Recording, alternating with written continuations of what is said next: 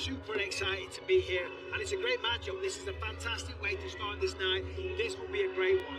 And he greets his opponent, Loik, Radzhabov, who has already made his way into the octagon. Here's your tail of the tape. Abdul-Kareem Al-Selwady, the betting favorite tonight. He's 28. Loik, Radzhabov, 33. 3 inches the gap in height. Both men enter the octagon with an identical reach of 69 inches. All right, now, for the introductions, we say hello to Joe Martinez.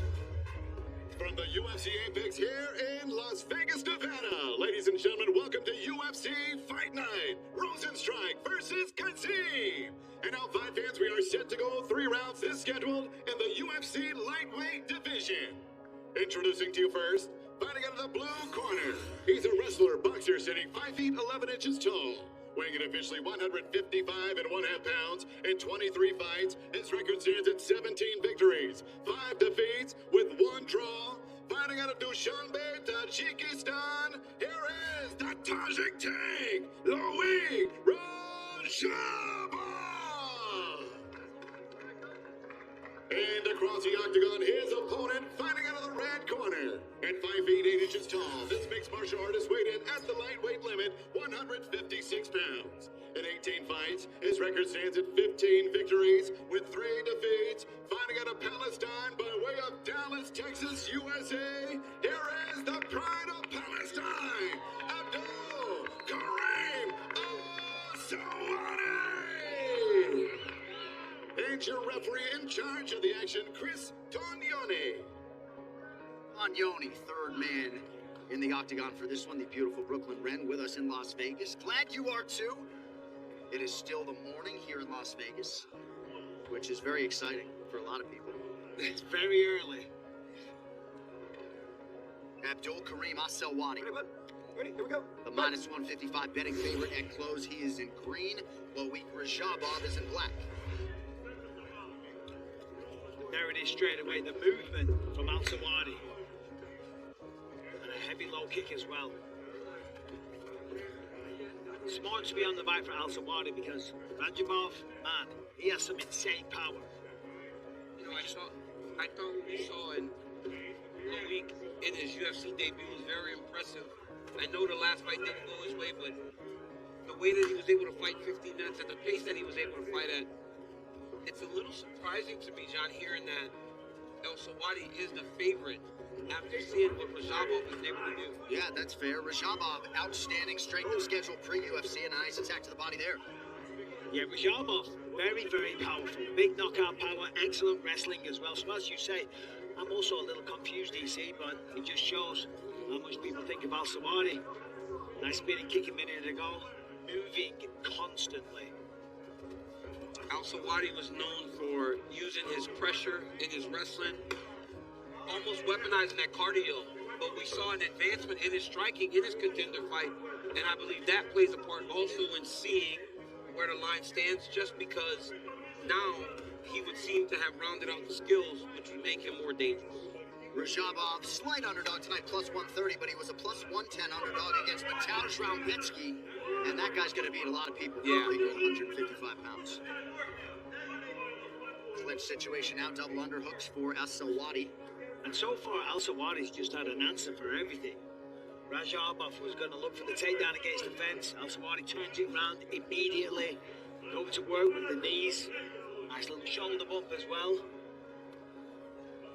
I'm embarrassed that I weigh the same as these guys, you know? It's just so amazing how we carry our weight. But you're long and lean, John. You run a lot. You look good, John. You You're run a ripping lot. on the treadmill this morning. Trying. Under 3 minutes here to go. Don't grab the cage. In round 1. Al-Selwady was expected that Raджhabov was going to come hard early and try to get him out of there. Nice way to fatigue him here. Absolutely. And for Raджabov, he needs to find a way to get back to an underhook. He's got to find a way to get that right underhook back inside and start to circle in that direction. If he allows Al-Selwady to control both sides of the underhook, he's going to find himself advancing to those takedowns. There's a big size difference. Look at the size of Raджabov and the muscles on his back. Extremely powerful. There's that big left hook and an uppercut. Yeah, looked like that uppercut got home to complete the combination. It feels like to me like Al-Selwady's rushing a little bit. Yeah. Oh. He seems so uncomfortable in front of Raджabov. Oh, wait. Oh, I did I. They were heavy left hands. And Al-Selwady looks very nervous in front of Raджабov. He's throwing things almost defensively to keep Raджабov off of him, opposed to really setting his attack. To your point, John, he did hit the canvas kind of hard there, and the visual wasn't good, but Chris Taglioni was not. So the truck was able to pick up that Chris Taglioni did touch the athlete, but it was to remove Raджabov's fingers from interlocking with the fence. So we did see him go in and make contact, but that was why. So nice job by the truck to pick that up. Raджabov just all over it now. The movement for Al-Selwady was serving him well in the beginning, but this last half of the round, all Raджabov. Raджabov's doing a really good job of controlling the direction in which Al-Selwady's allowed to go. Right, every time he starts to get up to his feet, he takes him back forward. Then when Al-Selwady starts to walk his hands back towards his hips, he takes him backwards. He's doing a really good job of just controlling Al-Selwady. Under a minute to go in the round, Raджabov taking direction from his Killcliff FC corner. Jason Strout front and center. Both of you guys, come here. Both of you, stop grabbing the cage. Stop grabbing the cage. Both of you. Little rascals. Time in. First fight of the night. Come on, boys. Taglioni a little bit ornery this morning. Yeah, Chris, he's a Wyoming wrestling fan, and they're having a tough year. They get a little bit in the front of it for Chris. Oh! He barely missed that one. Strong knee by Raджabov. Oh, again. Yeah, you're right. So Al-Selwady's kind of fighting in panic mode. Yes, right? You know what I'm saying? You He's can see hurt. He's feeling the pressure. Oh, nice. man. Oh, he took it. Almost dropped it. Oh, that hurt him bad. Not a bad way to start the day, guys. A lot of offense in our opening round, round two on the other side.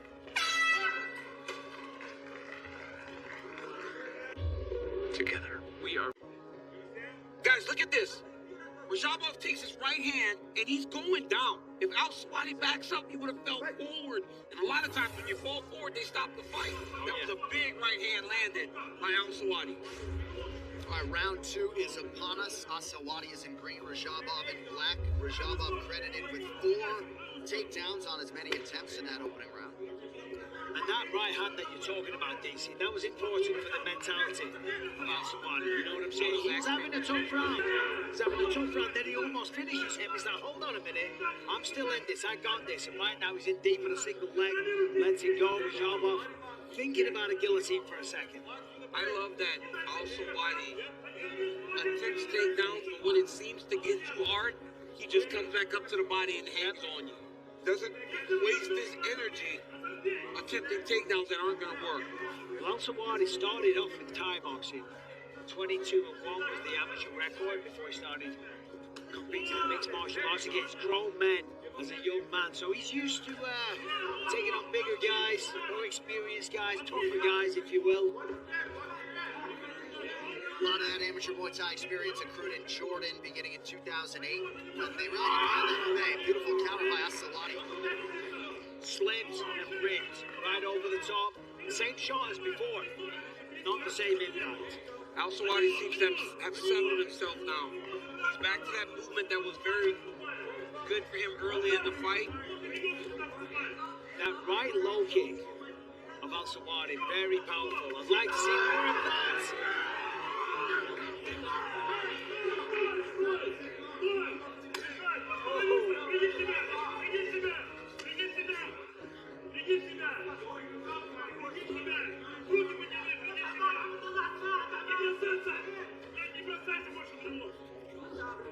Al-Selwady is throwing his jab and he's dipping his head off to the right. Guys, that was one of my biggest issues when I was fighting, right? So that's how I got kicked in the head by Jones, because you start to time that. But I don't know that Raджabov will, because he's just really focusing on his hands. It would benefit him to try to throw some kicks, because he may catch Al-Selwady on the end of one of those. It looks like Raджabov is starting to slow down a little bit, taking some big, deep breaths, throwing kicks, harder work than throwing a punch. Obviously, it's the heavier part of the body. And I'm not surprised, to be fair. I mean, this has been a crazy pace.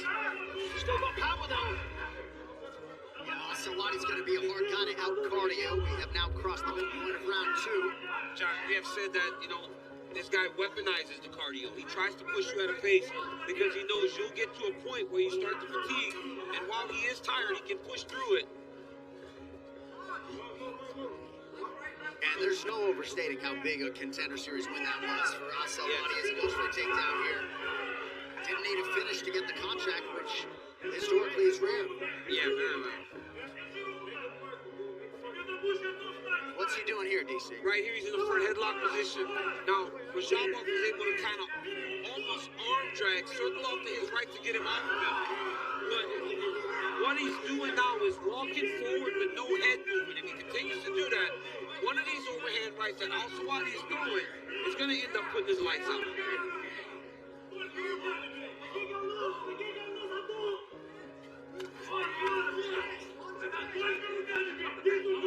A lot of lateral movement, a lot of feinting from Abdul-Kareem Al-Selwady.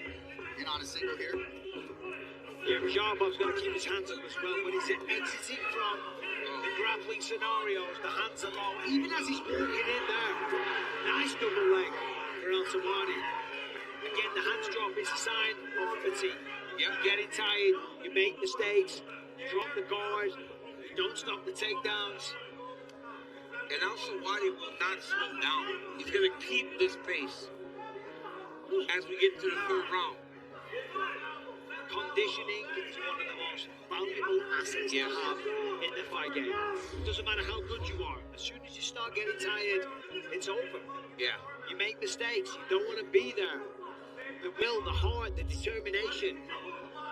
You just want to get out of there. That's the worst feeling in the world. When you start doing things you're not supposed to, you start throwing harder than you should. You start trying to find the door. Look, these fighters will not give up on themselves. They're not going to... When Mike says you want to be out of there, you want to win and get out of there. You're not trying to give up. So what you start to do is you start to throw harder. You overextend on your punches. And then you also really find yourself in worse positions. Nice work, seconds around 2. Nice shot. Oh, nice uppercut from Radzhabov.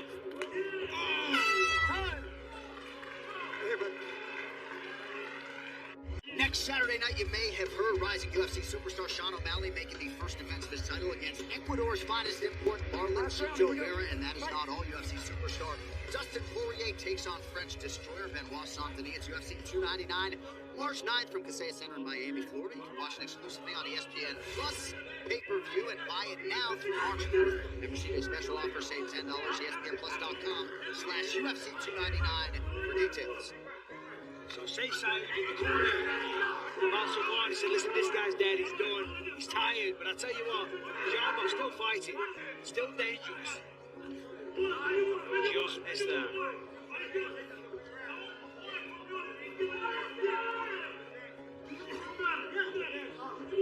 Nice left hand there from Al-Selwady. Oh, that's it! Huge right hand connection for Loik Raджabov.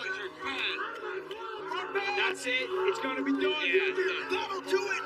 Loik Raджabov taking the judges out of it at the apex. Wow. Wow, indeed. I mean, just as everybody thought.